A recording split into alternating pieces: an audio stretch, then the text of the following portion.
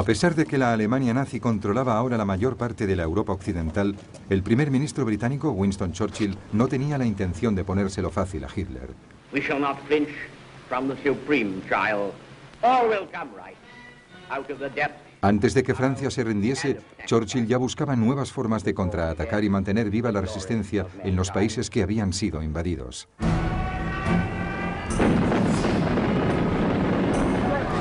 El 3 de junio de 1940, en el mismo momento en que los últimos soldados estaban siendo evacuados de las playas de Dunkerque, Churchill escribía a sus jefes de Estado Mayor exigiéndoles la formación de fuerzas de asalto que pudiesen atacar las costas de la Europa ocupada. En pocos días se hizo público en el ejército un llamamiento para reclutar voluntarios con el objeto de crear una fuerza de 5.000 hombres. Recibirían el nombre de comandos, a semejanza de las unidades móviles de los Boer, que habían luchado contra los británicos durante 3 años en Sudáfrica a finales del siglo XIX. Se crearon 10 unidades de comandos, cada una formada por 500 hombres. Y empezaron a ejercitarse en ataques desde el mar.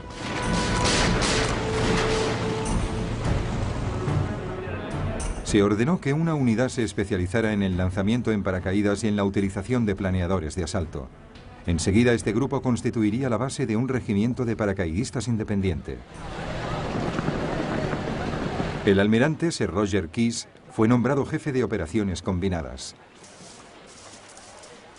Churchill le ordenó que se preparase para lanzar 3 grandes ataques aéreos, tan pronto como hubiese pasado la amenaza de invasión que se cernía sobre Gran Bretaña. Lo primero que hizo el almirante Keyes fue buscar un tipo de embarcación que permitiera a sus tropas desembarcar de manera rápida. Y así fue como los 3 ferries que solían atravesar el canal fueron transformados para que pudieran transportar lanchas de desembarco.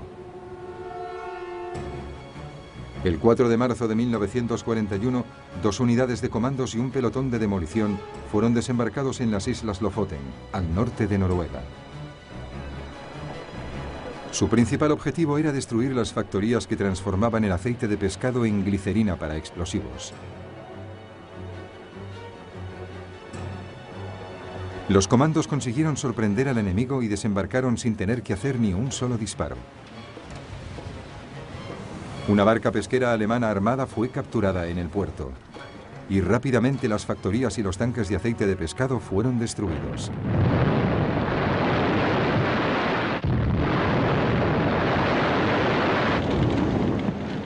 Un oficial no pudo resistir la tentación de utilizar la oficina de correos local para enviar un telegrama a Hitler en Berlín.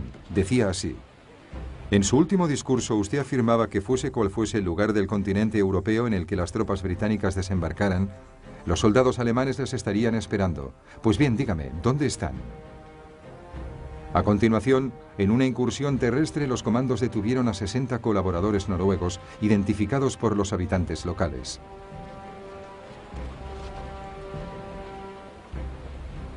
Con ellos también se llevaron a 115 voluntarios noruegos que se unirían a las Fuerzas Armadas Libres de Noruega en Gran Bretaña.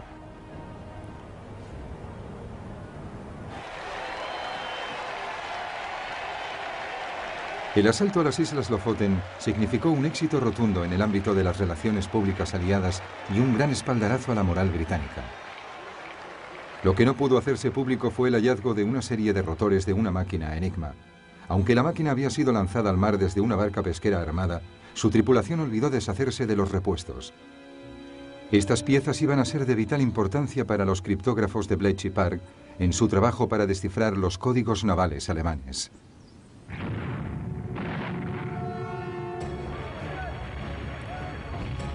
En diciembre de 1941, 4 unidades de comandos desembarcaron en el puerto noruego de Vaxo e inmediatamente se enzarzaron en un intenso combate.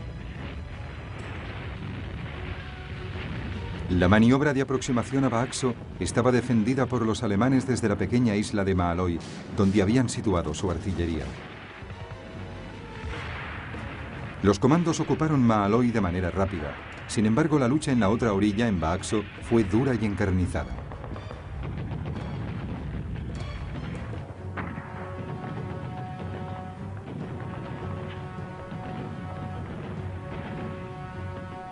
Fueron necesarias varias horas de contienda para someter a la guarnición alemana.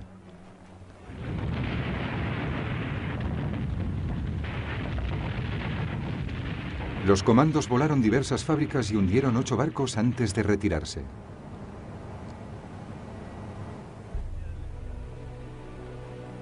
Estas incursiones convencieron a Hitler de que antes o después los británicos intentarían retomar Noruega.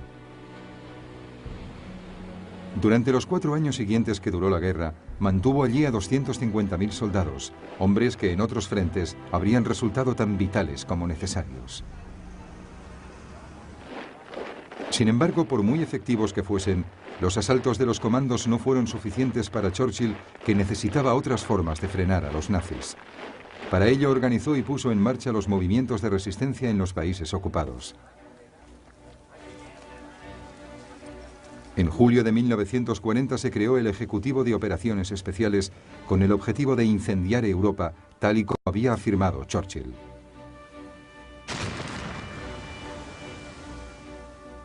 La misión fundamental era el sabotaje de los refuerzos de guerra enemigos, reunir información y preparar a las fuerzas clandestinas. El objetivo final era desbaratar las defensas alemanas.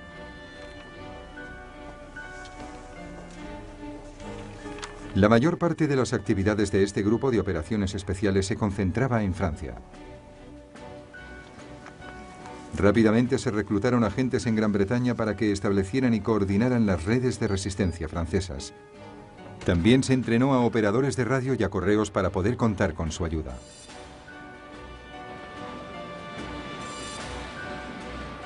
Pero había un problema. ¿De qué forma podrían introducirse en el país estos equipos especiales? Se probó con submarinos, lanchas rápidas y barcos de pesca, pero las defensas costeras alemanas resultaron muy difíciles de traspasar. La solución eran los aviones. En agosto de 1940 se creó una unidad especial de la RAF con bombarderos Whitley y Westland Lysander de despegue y aterrizaje corto.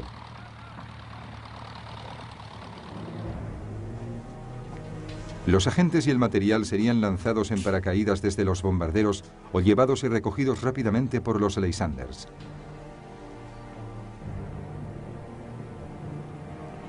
En las noches de luna llena, un número creciente de comités de recepción esperaría su llegada, a la vez que se establecería una red cada vez más extensa de grupos de resistencia.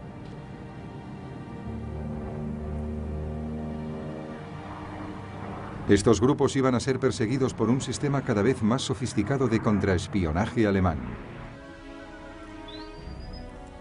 Un sistema que utilizaba equipos de radiogoniometría para localizar las radios ocultas y a los agentes dobles para infiltrarlos en las redes de la resistencia. El trabajo de los agentes del Ejecutivo de Operaciones Especiales era muy peligroso y su esperanza de vida era corta. El más pequeño error podía hacer que cayesen en manos de la Gestapo. Muchos de ellos fueron sometidos a torturas y murieron. A pesar de ello, Churchill estaba convencido de que valía la pena.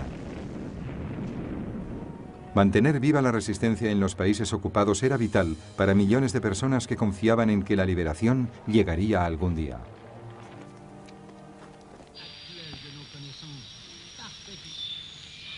La British Broadcasting Corporation, la BBC, también estaba comprometida con aumentar la esperanza de las miles de personas que vivían bajo dominio alemán y retransmitía las noticias en todas las lenguas de los países ocupados. Los que escuchaban estos boletines eran castigados por los alemanes con pena de muerte. Pero la gente sintonizaba la emisora. De este modo, la BBC tuvo un papel crucial en la transmisión de mensajes cifrados a los grupos de resistencia. Los mensajes eran leídos siempre después de las noticias de las 9. Mensaje muy importante para el líder de Gael. Cuidado, esta noche lloverá a cántaros.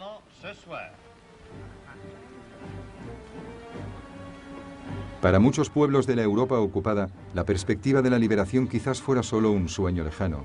Sin embargo, a mediados de 1941, la liberación se iba a convertir de repente en algo más cercano. Gran Bretaña ya no estaría sola en su lucha contra el nazismo. Había conseguido un aliado imponente, y no era Estados Unidos, a pesar de que Churchill continuaba solicitando su ayuda. Se trataba de la Unión Soviética.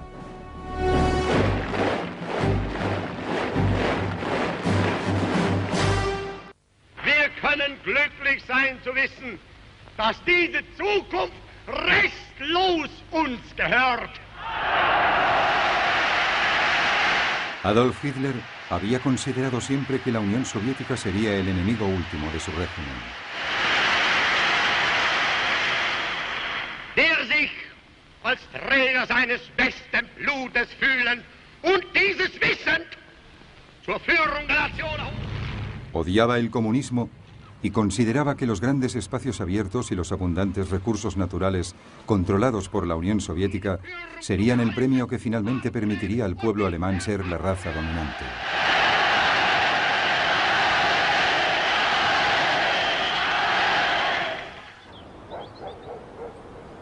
Durante los primeros meses de 1941, Hitler se hallaba en Berghof, su refugio en Berchtesgaden, en los Alpes bávaros, donde planificó su jugada más importante, la Operación Barbarroja o el asalto a la Unión Soviética.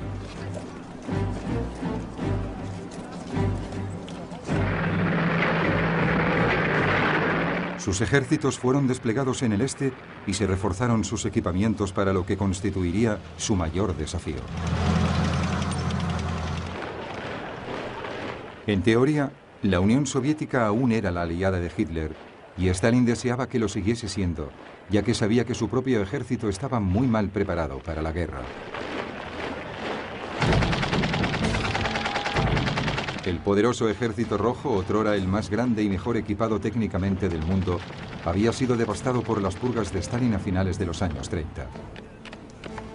3/4 partes de sus oficiales de alto rango habían sido fusilados o encarcelados. A pesar de las apariencias, esto había provocado un desmoronamiento considerable en la moral, la eficacia y la autoestima del ejército.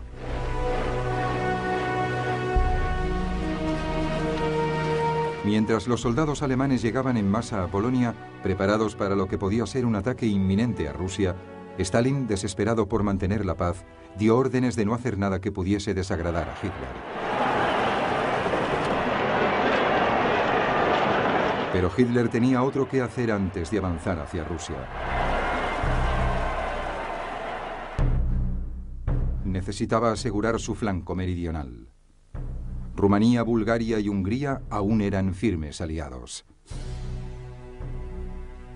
Pero en marzo de 1941, un gobierno yugoslavo favorable a Alemania fue derrocado por las fuerzas pro-británicas. El país vecino, Grecia, también era pro-británico.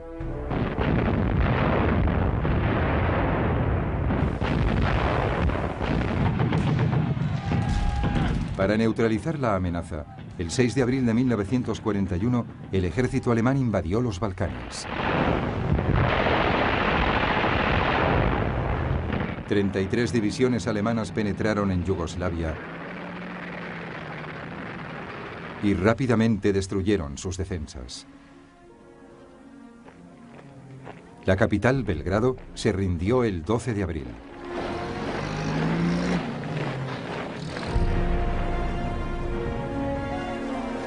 Grecia cayó casi tan deprisa como Yugoslavia, a pesar de la ayuda británica, y Atenas fue tomada en 3 semanas. Finalmente, la vía estaba despejada para la Operación Barbarroja.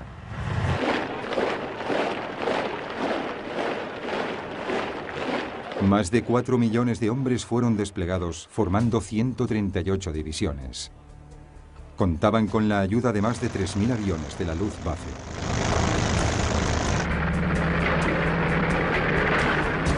El plan requería 3 ofensivas simultáneas. El grupo norte del ejército atacaría desde el este de Prusia, invadiría los estados bálticos y tomaría Leningrado. El grupo centro del ejército, con el grueso de los Panzers, las fuerzas alemanas de tanques de gran movilidad, avanzaría hacia Moscú.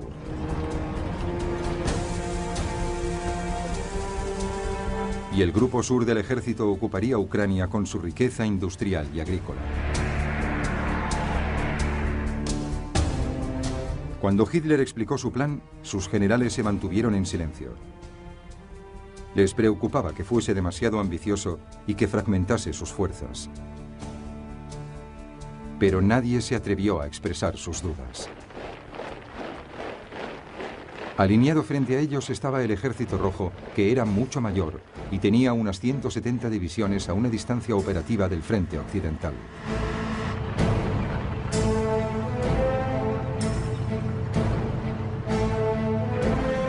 Los rusos también tenían más de 23.000 tanques, superando en mucho los 6.000 alemanes. Los tanques soviéticos eran más viejos y menos potentes, pero aún así constituían una imponente fuerza de combate.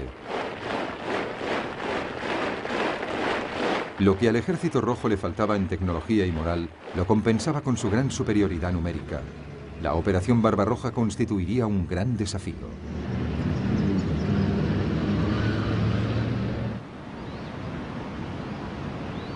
La artillería alemana abrió fuego a las 3:15 de la madrugada del 22 de junio de 1941.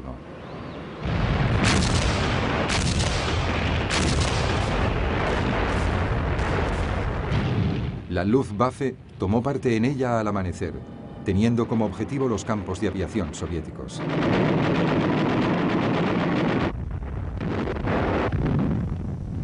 Simultáneamente dio comienzo el ataque por tierra.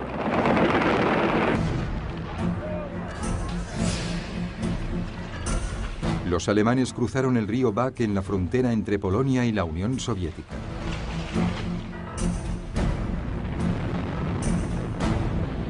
En muy poco tiempo, los Panzers de Hitler penetraban por el este en territorio soviético. Al final del segundo día, la punta de lanza de los Panzers ya había avanzado más de 80 kilómetros.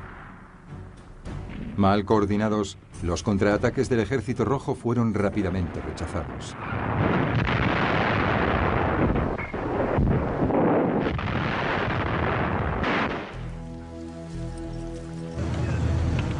Decenas de miles de soviéticos fueron hechos prisioneros. Mientras, la Luftwaffe gozaba de un dominio total del aire.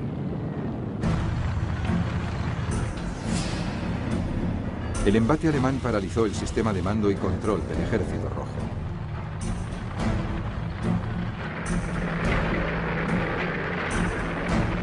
El 29 de junio, 7 días después de comenzado el ataque, 2 arremetidas de Panzer se reunían cerca de Minsk, rodeando 2 enormes bolsas de tropas soviéticas.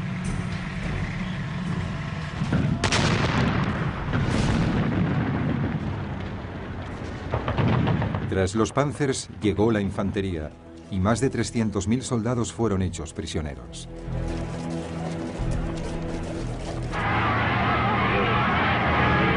En numerosas ocasiones, los alemanes fueron recibidos como libertadores, especialmente en Ucrania, en donde existía un sentimiento antirruso muy difundido.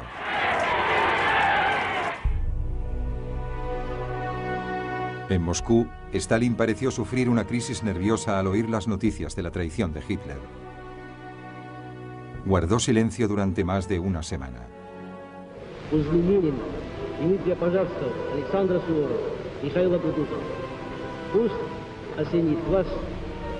Hasta el 3 de julio no hizo un llamamiento al patriotismo de su pueblo para salvar la gran madre patria.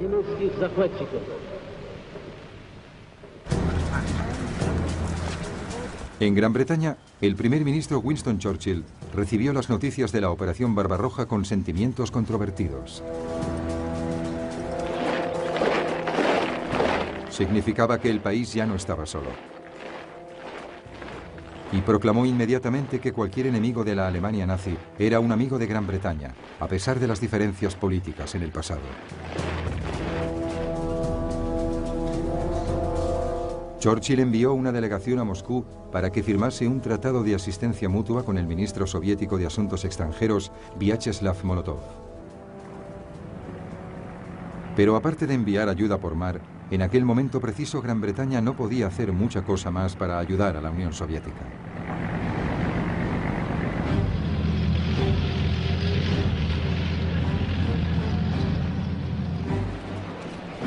A finales del mes de junio e inicios de julio, la Blitzkrieg, o guerra relámpago alemana, se adentró por territorio soviético. Parecía que nada podría impedir que Hitler llevara a cabo su ambicioso plan. Sin embargo, estaba a punto de cometer su primer y mayor error estratégico.